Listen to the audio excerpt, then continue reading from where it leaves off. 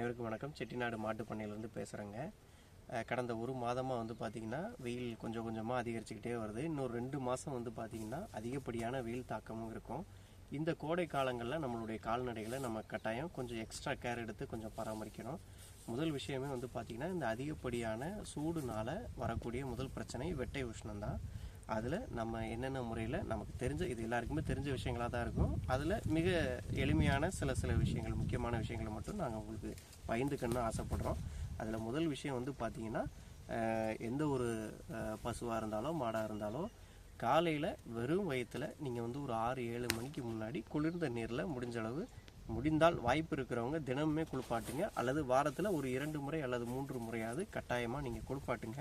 நீங்கள் அந்த மாதிரி காலையில் வெறும் வயிற்றில் குளிர்ந்த நீரில் குளிப்பாட்டும் போது அதிகப்படியான வெட்டை உஷ்ணம் வந்து பார்த்திங்கன்னா அந்த கால்நடைகளை விட்டு விலகிறோம்.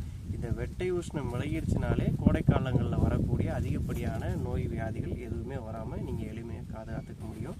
அடுத்ததாக மேய்ச்சல் முறையில் வளர்க்கக்கூடியவங்க காலை 10 மணிலேருந்து 4 மணி வரைக்கும் வந்து பார்த்திங்கன்னா மாடுகளை மேய்ச்சலுக்கு அனுமதிக்காமல் முடிந்த அளவு வசதி வாய்ப்பு இருக்கிறவங்க இது போல் நல்ல குளிர்ச்சியான புங்க மரம், வேப்ப மரம், மகிழ மரம் அது போன்ற மரத்தடியில் ஒரு காலை 10 மணிலேருந்து சாயந்தரம் 4 மணி வரைக்கும் கட்டி அந்த நேரத்தில் வந்து பார்த்திங்கன்னா முடிந்தளவு உலர் தீவனங்களை தவிர்த்துட்டு கொஞ்சம் பசுந்தீவனங்கள் வாய்ப்பு இருக்கிறவங்க அதை கொடுக்கறது மிகவும் நல்லது. இந்த கோடை காலத்தில் நீங்கள் என்னதான் அடர் தீவனம் கொடுத்தாலுமே அது போக தனிப்பட்ட முறையில் ஒரு பசுவுக்கு நம்மளுடைய குட்டையின மாடுகள் வச்சுருக்கீங்க அப்படின்னா குறைஞ்சபட்சம் ஒரு 10-20 லிட்டர் வெறும் தண்ணீர் தனிப்பட்ட முறையில் வைங்க. தீவனம் வைக்கிறது ஒரு நேரமாக இருந்தாலும் அதற்கு அடுத்தபடியாக வந்து கட்டாயமாக ஒரு 10-20 லிட்டர் தண்ணீர் தனிப்பட்ட முறையில் வைங்க.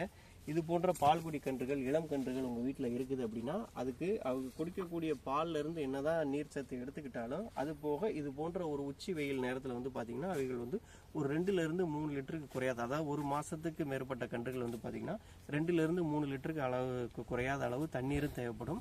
அந்த தண்ணீரும் நீங்கள் கட்டாயமாக மறக்காமல் கொடுங்க. ஆக காலையில் வெறும் வயிற்றில் குளிப்பாட்டுறதை ஒரு பழக்கமாக கட்டாயம் வச்சுக்கோங்க.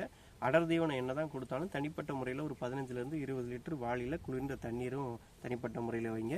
இது போன்ற இளங்கன்றுகளுக்கு கண்டிப்பான முறையில் வெயில் நேரத்தில் வந்து பார்த்திங்கன்னா ஒரு 2-3 லிட்டர் குளிர்ந்த தண்ணீர் பயன்படுத்திக்கோங்க. காலை 10 மணிலேருந்து 4 மணி வரைக்கும் மாடுகளை உச்சி வெயிலில் மேய்ச்சலில் அனுப்புறதை முடிஞ்ச அளவு தவிருங்க. இது போன்ற நிழல் இருக்கக்கூடிய இதுலேயும் குறிப்பாக இந்த போன்ற குளிர்ச்சியான மரங்களினுடைய நிழலில் இருக்கிறது அவைகளுக்கு அதிகப்படியான ஆரோக்கியத்தையும் தரும், உடல் குளிர்ச்சியும் தரும். முடிந்த அளவு புளிய மரத்தின் அடியில் வந்து நீங்கள் வந்து மாடுகளை கட்டுவதை வந்து முடிந்த அளவு தவிருங்க. மற்றபடி இயற்கையாக இந்த வேப்ப மரம், புங்க மரம், மகிழ மரம், இது அரச மரம், இது எல்லாமே ஆலமரம், இது எல்லாமே வந்து குளிர்ச்சியை தரக்கூடிய மரங்கள். இது போல் நாட்டு மரங்களுக்கு கீழே இந்த மாடுகளை நீங்கள் அமர்த்தி வச்சுக்கிறது மிகவும் நல்லது. அது போக வந்து பார்த்திங்கன்னா தீவனத்தோடு சேர்த்து இந்த கோடை காலத்தில் கண்டிப்பாக ஒரு புடி கல் உப்பு கொடுங்க. மினரல் மிக்சர் கொடுக்குறவங்க இந்த காலத்தில் கொஞ்சம் அதிகப்படுத்தி கொடுக்கலாம். அது போக வந்து ஹைட்ரோலைட் பவுடர்னு சொல்லியிருக்கு.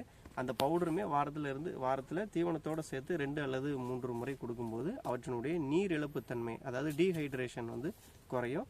அதுவே போதுமானது. இந்த விஷயங்கள் எல்லாருக்கும் தெரிஞ்சதாக இருந்தாலும் இது தெரியாதவங்களுக்கோ புதிதாக பசு மாடுகள் வளர்க்குறவங்களுக்கோ மாடு அனுபவம் இல்லாதவங்களுக்கு இது கண்டிப்பாக பயன்படும். அந்த மாதிரி ஆட்களுக்கு தயவுசெய்து ஷேர் பண்ணுங்கள்.